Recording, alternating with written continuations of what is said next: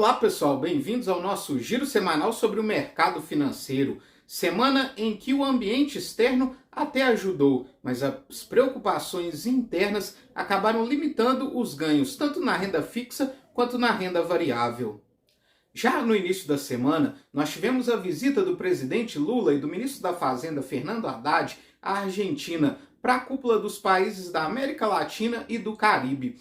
E algumas falas do presidente Lula trouxeram algumas preocupações. Primeiro que ele voltou a citar a moeda comum entre a Argentina e o Brasil. Inclusive foi publicado até um artigo assinado pelos dois presidentes. Mas o fato do ministro da Fazenda, Fernando Haddad, dizer que isso é um projeto para longo prazo, acabou aliviando o estresse. Outra notícia que também preocupou é que o presidente também anunciou que o Brasil vai voltar a financiar obras de engenharia via BNDES em países do exterior. E isso trouxe diversas preocupações. A grande crítica a esse modelo é que no passado isso foi utilizado principalmente para financiar empresas brasileiras suspeitas de corrupção, além de levar o desenvolvimento para outros países e não para o Brasil. Outro ponto também que preocupou é que a primeira obra que o presidente Lula anunciou que pode aí ser financiada pelo BNDES é o novo gasoduto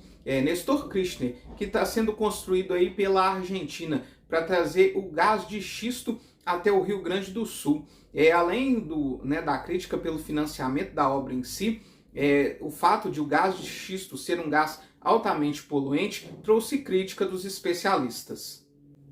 Porém, o ministro da Fazenda, Fernando Haddad, também disse que essa obra aí deve ser financiada pela iniciativa privada e não com recursos do governo.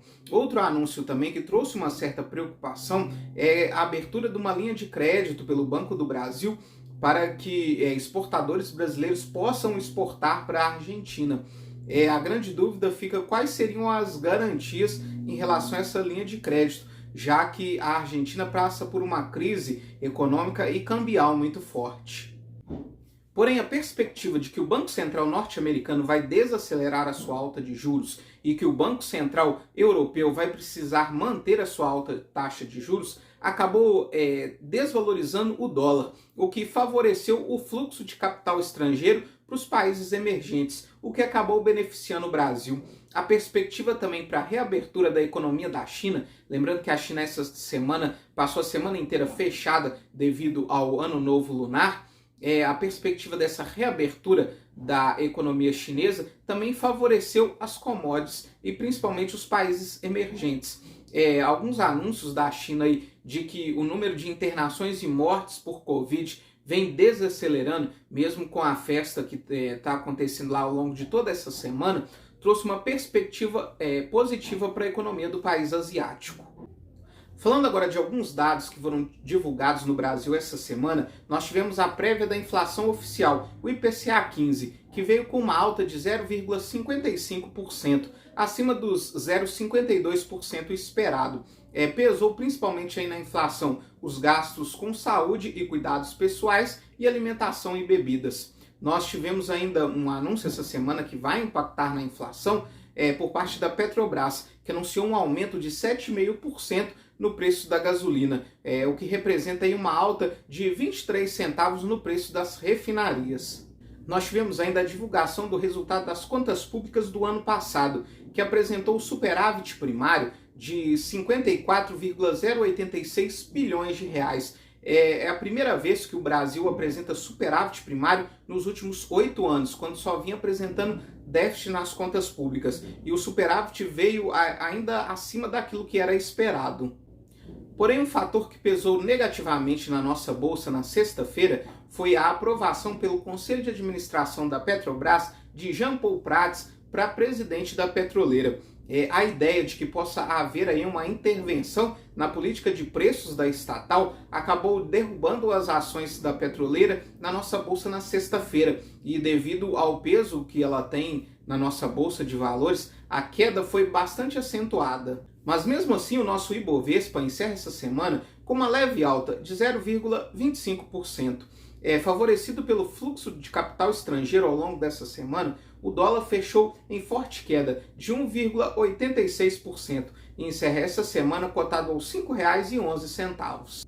As preocupações com as novas políticas do governo também limitaram os ganhos da renda fixa. Os juros futuros, o DI para janeiro de 23, que chegou a estressar bastante na segunda-feira, acabou fechando a semana em leve alta de 0,03 pontos base, encerrando essa semana cotado aos 13,57%.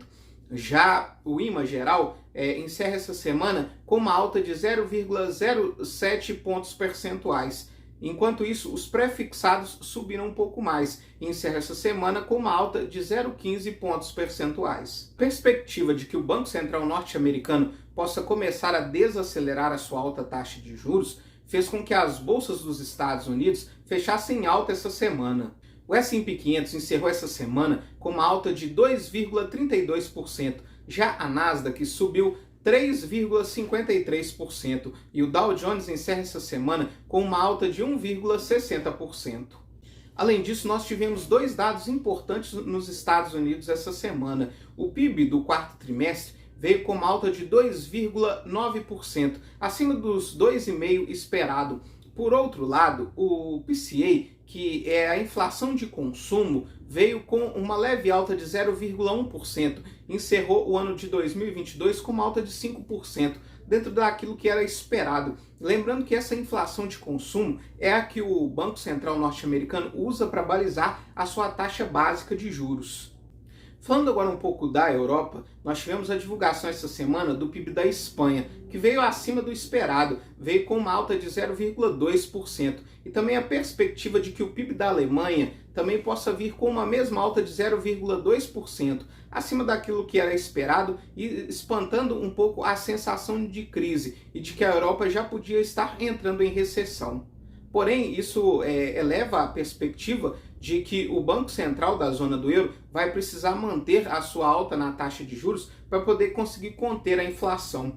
Outro ponto de tensão na Europa essa semana foi o anúncio de que Estados Unidos e Alemanha possam enviar tanques para a Ucrânia. Isso acabou provocando reações da Rússia e podem acabar elevando o conflito no local a um outro patamar. Isso limitou os ganhos da Bolsa Europeia. O Stoxx 600 fecha essa semana com uma alta de 0,53%. Com o feriado na China, nós não tivemos cotação do minério de ferro ao longo dessa semana, que volta na próxima semana. Já o barril de petróleo encerra com uma queda de 1,89%. O barril Brent, referência para a Petrobras, encerra cotado aos $86,40. Para a semana que vem, nós temos uma semana recheada de decisão sobre taxa de juros. Já no dia 1º, quarta-feira, nós temos decisão de taxa de juros aqui no Brasil, que deve manter a Selic em 13,75%, e decisão de taxa de juros nos Estados Unidos, onde a expectativa é de uma alta de 0,25%. Na quinta-feira, nós temos decisão de juros na zona do euro e também no Reino Unido. Fica também a expectativa pela reabertura do Congresso Nacional, onde os novos deputados tomam posse no dia 1º de fevereiro. Nos Estados Unidos, nós temos ainda a divulgação do payroll, que é o índice de emprego do cidadão urbano por lá. Muito obrigado e até a próxima semana.